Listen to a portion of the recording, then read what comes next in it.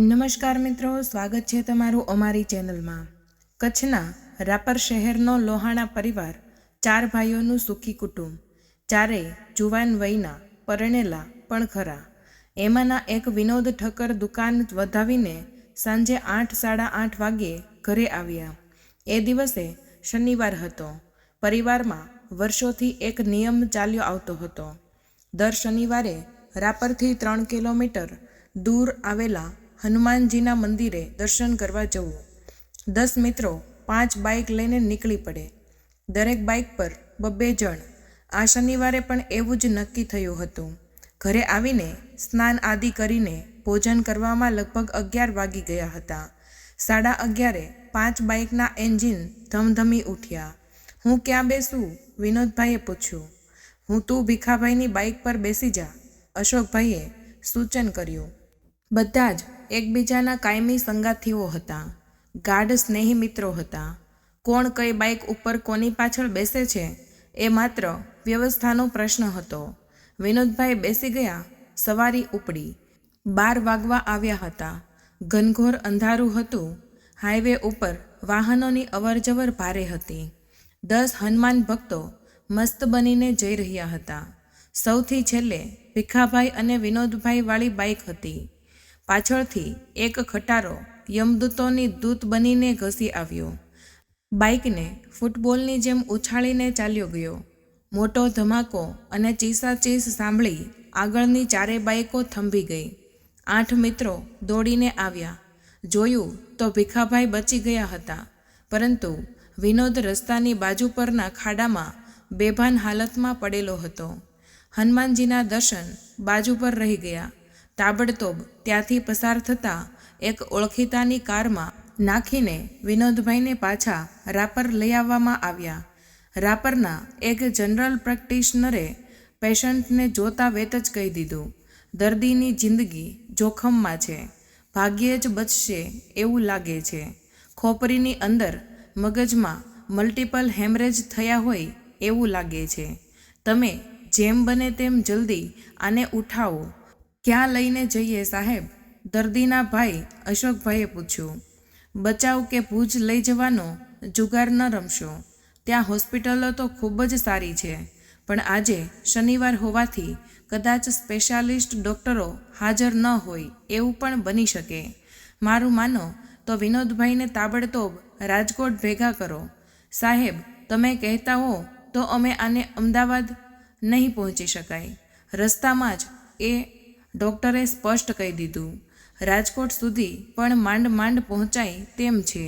હવે ઝડપ કરો, ચર્ચામાં સમય ન બગાડો, દર્દીનો શ્વાસ તૂટતો જાય છે। વિનોદભાઈના કપાળ પર અને નાક ઉપર ઊંડી ઈજાઓ થઈ હતી, ત્યાંથી ધગધગ કરતું ખૂન વહી રહ્યું હતું। ડૉક્ટરે રૂ દબાવીને પાટો બાંધી આપ્યો, પછી દર્દીને ગાડીમાં રવાના કરી દીધા। વહેલું આવે રાજકોટ। હવે શરૂ થઈ વિજ્ઞાન અને વિશ્વાસ વચ્ચેની સ્પર્ધા। ઠક્કર પરિવાર પૂર્ણપણે શ્રદ્ધાળુ હતો। વીરપુરના જલારામ બાપામાં અખૂટ વિશ્વાસ હતો। મરણોન્મુખ વિનોદની બાજુમાં બેઠેલા ભાઈઓએ સંકલ્પ કરવાનું શરૂ કર્યું, જ્યાં સુધી વિનોદ આંખો નહીં ખોલે ત્યાં સુધી હું મોઢામાં પાણીનું ટીપુંય નહીં મેલું। એક ભાઈએ કહ્યું, બીજાએ જાહેર કર્યું કે હું અન્નનો ત્યાગ કરું છું। ભાભી પણ સાથે જ હતા। તેમણે કહી દીધું, જ્યાં સુધી એ સાજા નહીં થાય ત્યાં સુધી હું અનાજ અને પાણી બંનેનો ત્યાગ કરું છું। જલારામ બાપાના દર્શન કરીને પછી જ મોઢામાં અનાજનો દાણો મૂકીશ। એક ભાઈએ કહ્યું, જે હનુમાન દાદાના દર્શને કરવા જતા હતા એ જ દાદાના દર્શન કર્યા પછી હું મારી બાધા છોડીશ। લગભગ 150 કિલોમીટરનું અંતર ફક્ત 2 કલાકમાં જ કાપીને ગાડી જ્યારે રાજકોટ પહોંચી ત્યારે ઘડિયાળમાં 2 વાગી ગયા હતા। એક કોર્પોરેટર હોસ્પિટલમાં વિનોદભાઈને લઈ જવામાં આવ્યા। હોસ્પિટલમાં હલચલ મચી ગઈ હતી। ન્યુરોસર્જન દોડીને આવ્યા। તાબડતોબ જરૂરી જીવન રક્ષણ સારવાર ચાલુ કરી દેવામાં આવી। સાહેબ, કેવું લાગે છે? અમારો ભાઈ બચી તો જશે ને? એ તો સીટી સ્કેન કરાવ્યા પછી જ કહી શકાય, ડૉક્ટરે કહ્યું। તરત જ દર્દીને સીટી સ્કેન માટે લઈ જવામાં આવ્યા। રિપોર્ટ તૈયાર થઈ ગયો. એ જોઈને ડૉક્ટરે માથું ધૂણાવ્યું. પ્રોગ્નોસિસ અત્યંત ખરાબ છે. એટલે પેશન્ટના બ્રેઇનમાં 3 જગ્યાએ મોટા હેમરેજીસ જોવા મળે છે. અંદરની રક્તવાહિનીઓ તૂટી ગઈ છે. એ હેમરેજના કારણે બ્રેઇનને લગતા વળગતા હિસ્સા પર દબાણ આવ્યું છે, જે ધીમે ધીમે વધતું જશે.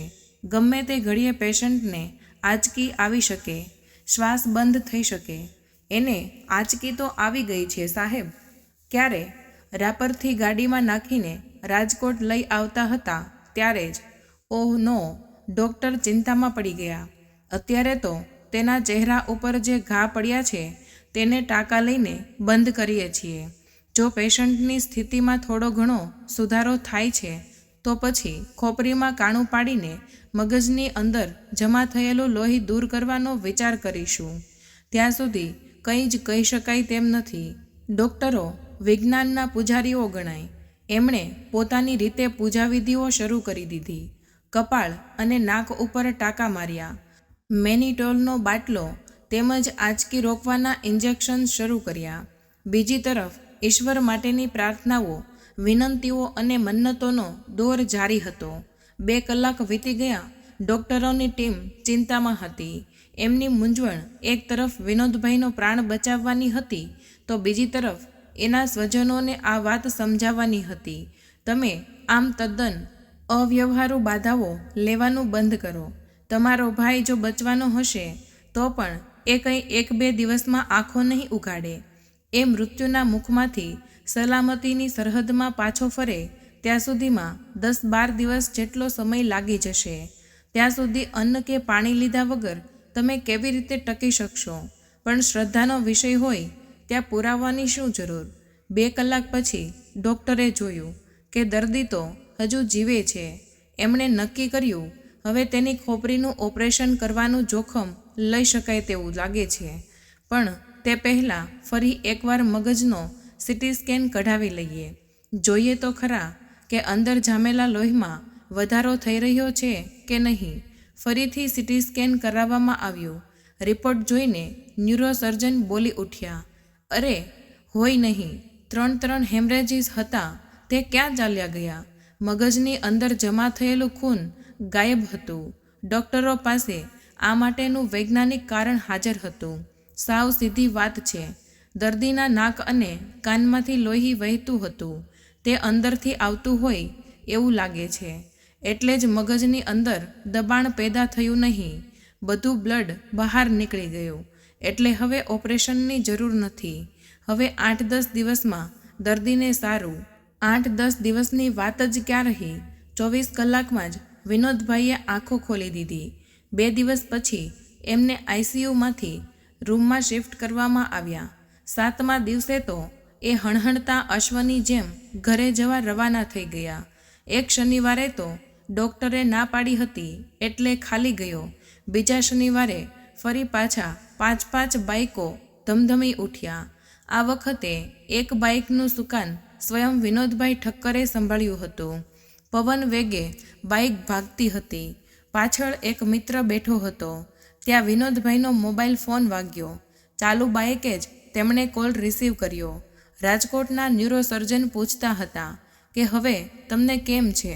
ખૂબ સારું છે સાહેબ, તમારી સારવારથી સાજો નરવો છું અને જલાબાપાની કૃપાથી સાજો થયો છું.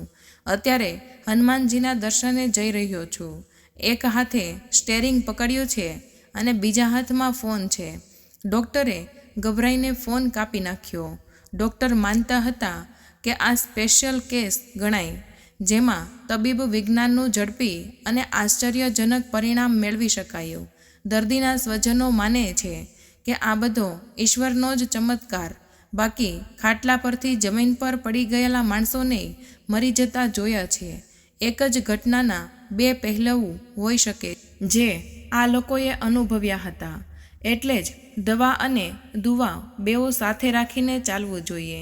તો મિત્રો, આજની કહાની તમને કેવી લાગી અને તમે આ કહાની કયા શહેરમાંથી સાંભળી રહ્યા છો તે કમેન્ટ કરીને જરૂર જણાવજો. અને વિડીયો પસંદ આવ્યો હોય તો લાઈક અને શેર કરજો તથા ચેનલ પર નવા હોય તો ચેનલને સબસ્ક્રાઈબ જરૂરથી કરજો. મળીએ એક નવી કહાની સાથે. ત્યાં સુધી બધાને જય શ્રી કૃષ્ણ. ધન્યવાદ.